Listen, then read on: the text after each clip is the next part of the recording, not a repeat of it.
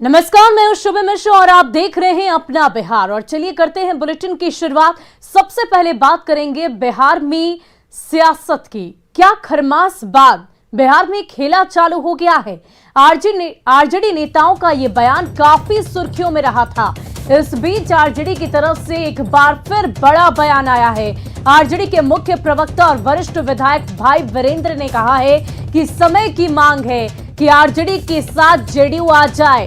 उन्होंने कहा कि तेजस्वी यादव को मुख्यमंत्री की कुर्सी सौंपकर नीतीश कुमार केंद्र की राजनीति करे, इसमें आरजेडी उनकी पूरी मदद करेगी। वहीं आरजेडी के इस ऑफर पर जेडीयू ने भी पलटवार किया है। जेडीयू के एमएलसी संजय सिंह ने कहा कि आरजेडी के लोग दिन में ही सपना देखने लगे हैं। ये समय की पुकार है और राजनीति में बदलाव होते रहते हैं और मन मिजाज बदलते रहता है। राजनीति में ना कोई परमानेंट दोस्त होता है, न परमानेंट कोई दुश्मन होता है, और ये हम लोग कई बार रह चुके हैं। इसलिए आने वाले दिनों में कुछ भी संभावना से इनकार नहीं किया जा सकता। सवाल है, हमारे नेता तेजस्वी प्रसाद यादव मुख्यमंत्री बनेंगे। इनका समर्थन अगर देना चाहते हैं तो आवें और दें और तेजस्वी यादव को मुख्यमंत्री बनावें। अब वो केंद्र में जाएंगे, वो एमपी उनको बनाया जाएगा, राज्यसभा में जाएंगे, राजनीति ऊपर गिर करेंगे। नीतीश कुमार जी कोई आवेदन देने गए हैं क्या आरजेडी में? आवेदन तो देने का काम नहीं किए हैं। देखिए, कुछ लोग रात में सपना देखते, आरजेडी के नेता दिन में ही सपना देख रहे, ख्याली पुलाव पका रहे कि सत्ता में आ जाएं। इनको सत्ता का जो चस्का लगा हुआ है ना, उनको हर समय अंदर से कचोटता है मन की सत्ता में रहे, मलाई खाने का मन करता है। हम लोग मलाई खाने का काम नहीं करते, हमारा नेता काम करते हैं। वो लोग जुबान चलाते हैं, हमारा नेता काम करते, इसलिए ख्याली पुलाव छोड़ दें। और इस वक्त हमारे साथ जेडीयू नेता नीरज कुमार फोन लाइन पर जुड़ चुके हैं। नीरज जी, बहुत बहुत स्वागत है आपका न्यूज 18 बिहार झारखंड पर। और सबसे पहला सवाल यही होगा कि आरजेडी की तरफ से लगातार ऑफर्स पर ऑफर जेडीयू को दिए जा रहे हैं। मुख्यमंत्री नीतीश कुमार को ये कहा जा रहा है कि आप हमारे साथ हो लें और केंद्र की राजनीति करें। क्या ये ऑफर जेडीयू को मंजूर है? देखिए, मुझे लगता है कि अभी आज बयान आया है तो आज एक मीडिया में और खबर छपी है कि माननीय सर्वोच्च न्यायालय में लालू जी राबड़ी में कोई आवेदन किया गया है कि सुनवाई जल्दी हो, तो उसके चलते बेचैनी बढ़ी है क्या राजन जी? आज एक मीडिया पर अखबार में छपा है कि सुप्रीम कोर्ट में जल्दी से सुनवाई हो। भाई, राष्ट्रीय और माननीय मुख्यमंत्री नीतीश कुमार जी, उनको नसीब नहीं हुआ आपका जिन मंत्रालयों का नेतृत्व माननीय मुख्यमंत्री नीतीश कुमार जी ने किया है, और राज्य की और तेजस्वी यादव बिहार के मुख्यमंत्री बनेंगे। ये दिमाग अगर चल रहा है ना, तभी तो कुशेश्वर स्थान और तारापुर में जनता के पिता पुत्र दोनों को आईना दिखा दिया। लेकिन नीरज जी, जिस प्रकार ये कहना है आरजेडी का कि समय की मांग है, क्योंकि कहीं ना कहीं मुकेश सहनी के तेवर बदले बदले से नजर आ रहे हैं, क्या वाकई महागठबंधन में किसी तरह की असल देखिए, पूर्ण विषय के नेता लालू जी हैं, ये पहले पोथी पत्रा चलाए तो इनका जो टिप्पण देखता है वो अभी गड़बड़ करता है। राजनीतिक टिप्पण जो टिप्पण देखता है ना, वो आज तक 2005 से लेके आज तक स्थिति इनकी लगातार इस दिशा में सत्ता प्राप्त करने के लिए बेचैन है। जनता की अभी उम्मीद की चुनौती का सामना करिए ना जी, कहाँ पड़ गए हैं इनके, क्योंकि इनके नेता बिहार में प्रवास करते नहीं, इसीलिए बयान देते रहते हैं लोग। इनके बयान को कोई तवज्जो नहीं देता है, ना लालू जी भी देते होंगे, ना इनकी पार्टी इसको सीरियसली लेते हैं। ये लोग कुछ बयान देते रहते। नीरज जी, आरजेडी का कहना है कि बिहार में खरमास के बाद खेला होगा, इस पर आपकी क्या प्रतिक्रिया है? आवाज आपका गूंजता है। हेलो जी, आवाज बोलिए। जी, आपकी आवाज आ रही है। आ गई।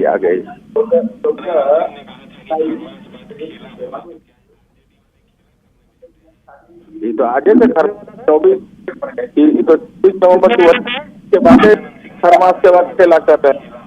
खेला तो हो ही रहा है, सुप्रीम लालू के खिलाफ खेले। जी, बहुत बहुत शुक्रिया हमारे साथ जुड़ने के लिए नीरज जी, और तमाम बातें आपने हमारे साथ साझा की। तो लगातार बिहार के सियासी गलियारों में हलचल है। एक तरफ बिहार में ठंड काफी ज्यादा पड़ रही है, दूसरी ओर बिहार की सियासत गर्मा उठी है। लगातार कई तरह की बयानबाजी अलग अलग राजनीतिक दलों की तरफ से की जा रही है। वहीं यूपी चुनाव में अनदेखी से वीआईपी प्रमुख मुकेश सहनी खुलेआम प्रेशर पॉलिटिक्स पर उतर आए। मुकेश सहनी ने बीजेपी को गठबंधन धर्म की याद दिलाई है, साथ ही वीआईपी को जानबूझकर कमजोर दिखाने का आरोप लगाया है। इसी के साथ मुकेश सहनी ने तेजस्वी यादव को छोटा भाई बताया, साथ ही कहा कि वो लालू प्रसाद को मानने वाले लोग हैं और जिस दिन विचारधारा मिलेगी उस दिन वो लालू प्रसाद के साथ मिलकर राजनीति करेंगे। डबल इंजन की सरकार का जो घोषणा है 19 लाख लोगों को रोजगार देना, वो नहीं करके आप ऐसे चीज़ें पे आप टाइम बर्बाद कर रहे हैं, तो ये मुझे लगता है कि एज ए गठबंधन धर्म निभाए। तेजस्वी यादव को भी आप छोटा भाई मान रहे हैं अभी? अरे है तो उसको नहीं कैसे मानेंगे? कल भी हमारे छोटे भाई थे, आज भी हैं और कल भी रहेंगे। ये कुछ लोग अगर समझ रहे हैं ना, वो गलतफहमी कुछ लोग पाल के बैठे ना, वो गलतफहमी ना पाले। लालू जी को हम मानने वाले लोग हैं। जब तक हमारा उनका विचारधारा नहीं एक जगह होगा तब तक हम दोनों भाई अलग रहेंगे, और जिस रोज हम दोनों का विचारधारा एक होगा तब तक हम दोनों भाई एक साथ राजनीति करेंगे। अब आपको मुकेश सहनी का वो बयान भी सुनवाते हैं जिसमें उन्होंने 3 अक्टूबर 2020 को आरजेडी की प्रेस कॉन्फ्रेंस में ही बैठकर तेजस्वी यादव को पीठ में छुरा भोंकने वाला बताया था। साथ ही आरजेडी से संभावित गठबंधन तोड़कर एनडीए के पाले में चले गए थे। ये बयान सुनिए। अति पिछड़ा का नेता अभी जो हमारे साथ जो हो रहा है, कहीं ना कहीं पीठ में खंजर भोंकने का काम किया जा रहा है।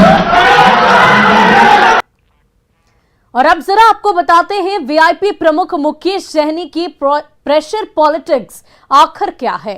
दरअसल राजनीति में 2 नावों की सवारी कर रहे हैं मुकेश सहनी। उन्होंने बोचहा से वीआईपी उम्मीदवार उतारने का ऐलान किया है और इसी के साथ सत्ता में रहते हुए विपक्ष को भी साधने की रणनीति पर वो काम कर रहे हैं। यानी कि एक साथ 2 नाव पर सवार है मुकेश सहनी। मुकेश सहनी ने आरजेडी नेता तेजस्वी यादव को छोटा भाई बताया है, जबकि बिहार चुनाव में तेजस्वी को पीठ में छूना भोंकने वाला बताया था। और इतना ही नहीं, तेजस्वी की प्रेस कॉन्फ्रेंस से उठकर ही सहनी बीच में खड़े होकर वहां से निकल लिए थे और आरजेडी का दामन छोड़कर एनडीए में शामिल हुए थे। तो मुकेश सहनी के प्रेशर पॉलिटिक्स आप समझ सकते हैं कि किस प्रकार वो एक साथ 2 नाव पर सवार हैं। वहीं जेडीयू उत्तर प्रदेश विधानसभा चुनाव लड़ेगा। पार्टी की ओर से 51 सीटों पर चुनाव लड़ने की तैयारियां चल रही है। आज दिल्ली में जेडीयू की बैठक होगी जिसमें पार्टी के उम्मीदवारों के नाम पर मुहर लगाई जाएगी। पार्टी के प्रधान महासचिव केसी त्यागी ने कहा कि पार्टी ने कई दफे बातचीत की, लेकिन यूपी में बीजेपी ने सीट नहीं दी। हालांकि उन्होंने साफ किया है कि अलग चुनाव लड़ने के बावजूद बीजेपी उनकी सहयोगी पार्टी है। ये प्रश्न तो आप हमारी मित्र पार्टी से कीजिए। हम तो आज भी इस वक्त भी उनके साथ वार्ता करके चुनाव लड़ने के लिए तैयार हैं। वार्ता के द्वार उन्होंने बंद किए, हमने बंद नहीं किए हैं, नंबर 1। और हमारा मुख्य समर्थन भारतीय जनता पार्टी के साथ था। तो भारतीय जनता पार्टी के नेता बेहतर तरीके से बताएंगे कि उन्होंने एनडीए के गठबंधन में हमें क्यों नहीं रखा। और अररिया से सटे नेपाल के बॉर्डर इलाके में भोजपुरी स्टार खेसारी लाल के कार्यक्रम रद्द होने पर लोगों ने जमकर बवाल काटा। तोड़फोड़ के बाद कई गाड़ियां फूंक दी गई, बड़े पैमाने पर संपत्ति को नुकसान पहुंचाया गया और इन सब के बीच खेसारी लाल ने सफाई भी दी है। आखिर क्यों बरपा ये हंगामा, देखिए इस रिपोर्ट के जरिए। आग की लपटें, हंगामा, अफरा तफरी और मैदान में बिखरी पड़ी सैकड़ों प्लास्टिक की कुर्सियां। तस्वीरें नेपाल के सुनसरी इलाके की हैं। इस दृश्य को देखकर आप ये मत सोच लीजिएगा कि यहां 2 गुटों के बीच हिंसक झड़प हुई, बल्कि यहां बवाल हुआ जरूर है, लेकिन भोजपुरी स्टार खेसारी लाल के कार्यक्रम रद्द होने की खबर मिलने के बाद। जी, भोजपुरी गायक और अभिनेता खेसारी लाल के कार्यक्रम को सुनने लोगों की भारी भीड़ इकट्ठी हुई थी। मंच भी सज चुका था।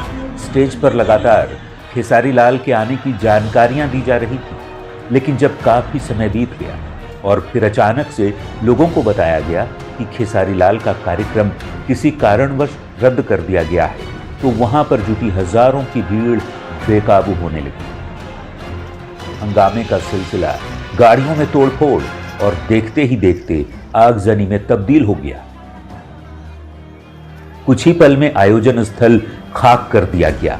वहां पर मौजूद नेपाल की पुलिस भी लोगों के गुस्से को कंट्रोल नहीं कर सकी।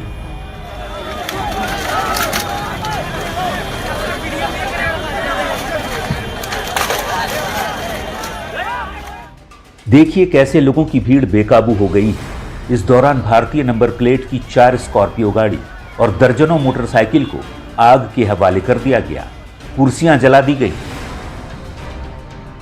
अररिया के बथनाहा थाना क्षेत्र की सीमा से सटे नेपाल के सुनसरी जिले के बरजू गांव पालिका के चिमड़ी में बरजू महोत्सव पिछले 8 जनवरी से चल रहा था।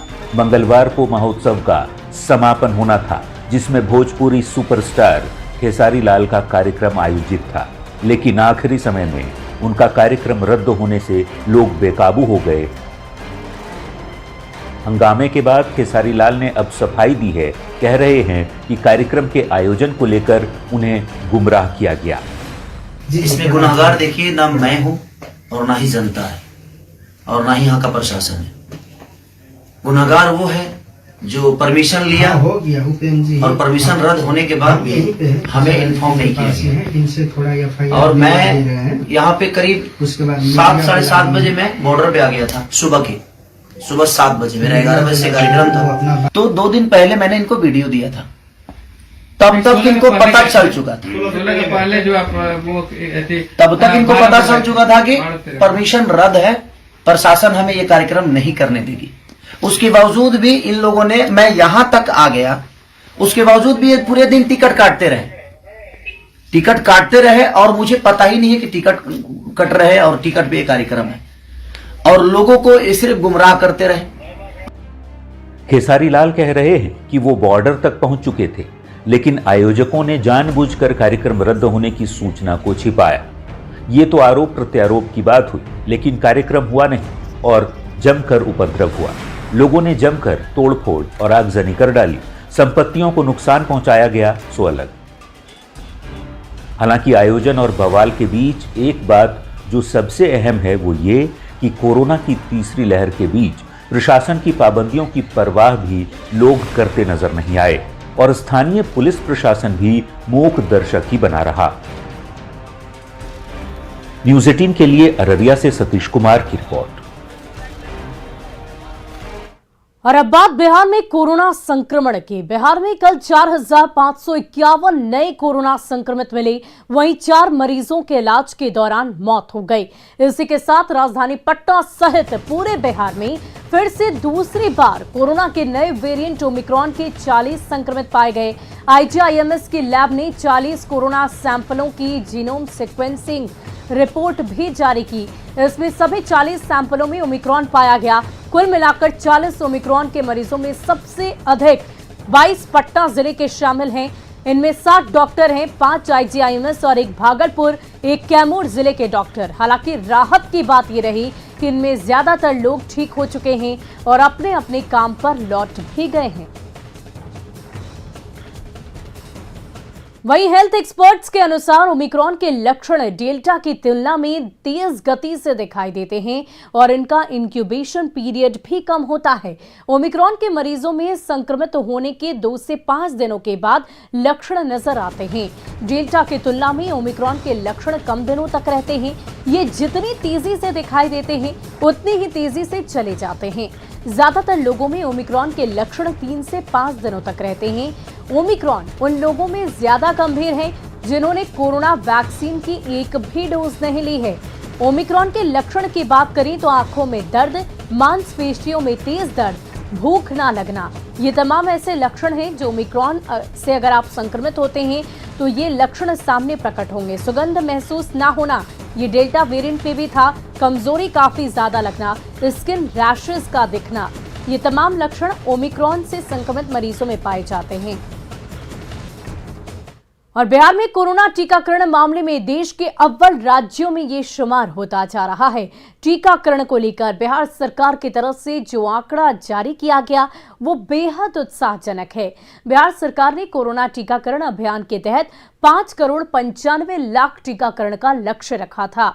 उस लक्ष्य को लगभग 100% लक्ष्य पाने के करीब पहुंच गया है और जो आंकड़े आए हैं उसके मुताबिक 99.9% लोगों ने टीके की पहली खुराक ले ली है। वहीं किशोरों के टीकाकरण में बिहार देश में तीसरे स्थान पर पहुंच गया है। पटना के टीकाकरण केंद्र का जायजा लिया हमारे संवाददाता आनंद अमृतराज ने।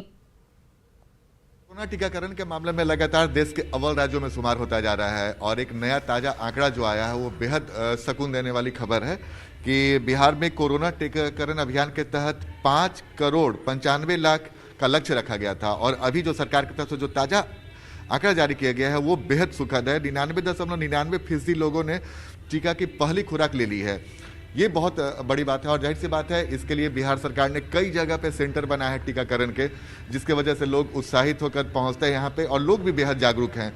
और टीकाकरण में सबसे अच्छी बात क्या है कि जो तस्वीर हम आपको दिखा रहे हैं, व्यवस्था पूरी तरीके से मुकम्मल है, साफ सुथरा और कोविड प्रोटोकॉल का पूरी तरीके से पालन होता है, जिसकी वजह से यहाँ पे जो लोग भी आते हैं वो बहुत सुकून से टीका करा के जाते हैं। हमारे साथ एक शख्स भी मौजूद हैं। सर, कैसा उत्साह लगता है देखने में? दिखने में बहुत अच्छा है, ठीक है ना। लोग उत्साहित होकर आते हैं वैक्सीन लेने के लिए। सुविधा अच्छा प्रबंध है यहाँ। आने के बाद बैठने का एग्जाम अच्छा है, प्रबंध है, कोई दिक्कत नहीं होता है और यहाँ से खुश होकर लोग लेके जाते हैं। अब लोगों में किसी तरीके से झिझक तो नहीं है ना? जी नहीं, कुछ किसी प्रकार का दिक्कत नहीं और लोग खुश होकर यहाँ से जाते हैं। इस वक्त हम आपको तस्वीर दिखा रहे हैं और सबसे अच्छी बात है कि जो लक्ष्य रखा था बिहार सरकार ने 5,95,00,000 टीकाकरण का, जो पहली खुराक, उसमें से लगभग 99.99% लोगों ने पहली खुराक ले ली है। तो ये बहुत अच्छी खबर है और लगातार बिहार सरकार लोगों से अपील भी करता है कि जल्द से जल्द अगर उन्होंने टीका नहीं लिया है तो टीका ले लें। और पहला डोज और दूसरा डोज की जो तस्वीर है बेहद सुखद है और यहाँ पे बूस्टर डोज की भी जो बात हो रही है, बूस्टर डोज भी लेने में लोग बेहद उत्साहित है। तो जाहिर सी बात है बिहार सरकार लगातार कोरोना टीकाकरण के मामले में देश के अव्वल राज्यों में शुमार होता जा रहा है, जो बिहार के लिए बेहद अच्छी खबर है। कैमरामैन दीपक के साथ आनंद अमृतराज, न्यूज 18 नेटवर्क, पटना। और चलिए बढ़ते हैं अगली खबर की ओर। बिहार में 1 फरवरी से इंटर की परीक्षा की हो जाएगी। इंटर की परीक्षा को लेकर तैयारियां की जा रही है। शिक्षकों का कहना है कि परीक्षा के दौरान कोविड प्रोटोकॉल का पूरा पालन किया जाएगा। लेना तो हम लोग के लिए, सभी के लिए बहुत बड़ी चुनौती है, लेकिन सरकार का आदेश है कि बिल्कुल नियत समय पर ही परीक्षा होगा, तो तैयारी हम लोग पूरी कर रहे हैं। साथ साथ वैक्सीनेशन पर भी बहुत ज्यादा ध्यान है कि 100% वैक्सीनेशन करने के बाद भी हम लोग परीक्षा में बच्चों को शामिल कर सकें। तो निर्देश आया है विभाग की तरफ से, उसमें कोविड के का जो नियम है उसके अनुपालन किया जाएगा और वैक्सीनेशन जो जिन लोगों का होगा उसको चेक करके उनको एंट्री मिलेगी। जहां तक हमें सूचना मिली है, जो हम लोग को जानकारी प्राप्त हुई है, और उन लोगों का सोशल डिस्टेंसिंग के साथ और मास्क के साथ हम लोग शिक्षण कार्य के लिए बिल्कुल तैयार है। लेकिन अगर अपने ही विद्यालय में करेंगे, क्योंकि अपने विद्यालय में रोज रूटीन में शामिल है आना जाना, और कहीं और अगर हम लोग जाके ड्यूटी करते हैं तो ये हम लोग के लिए काफी परेशानी का सबब होता है। और इसके साथ साथ शिक्षण कार्य के लिए हम लोग को बहुत कम मेहनताना मिलता है। जैसा कि मैम ने कहा कि दोनों सिटिंग करने के बाद 140 रुपए मिलता है। तो आप ही सिटिंग में 140 रुपए। हाँ, और जो हम लोग को शिक्षण कार्य अगर दूसरे विद्यालय जाना हो तो उतना तो हम लोग का आने जाने का ही वो फेयर हो जाए। वहीं भागलपुर के नवगछिया में पुलिस को बड़ी सफलता हाथ लगी है। एसपी के निर्देश पर चलाए जा रहे छापेमारी अभियान के दौरान हत्या, लूट सहित अन्य कांडों में पुलिस ने 8 अपराधियों को गिरफ्तार किया। वहीं नदी थाना क्षेत्र में 15 जनवरी को नीरज हत्याकांड मामले में 2 अपराधियों को पुलिस ने गिरफ्तार किया, जबकि परबत्ता थाना क्षेत्र में लूट मामले में भी 2 अपराधियों को लूटे गए 3,000 रुपए सहित मोटरसाइकिल बरामद किया। लूट कांड में गिरफ्तार अपराधियों पर राज्य के बाहर भी मामले दर्ज हैं। और फिलहाल के लिए इस बुलेटिन में इतना ही। आगे देखिए जोहार झारखंड।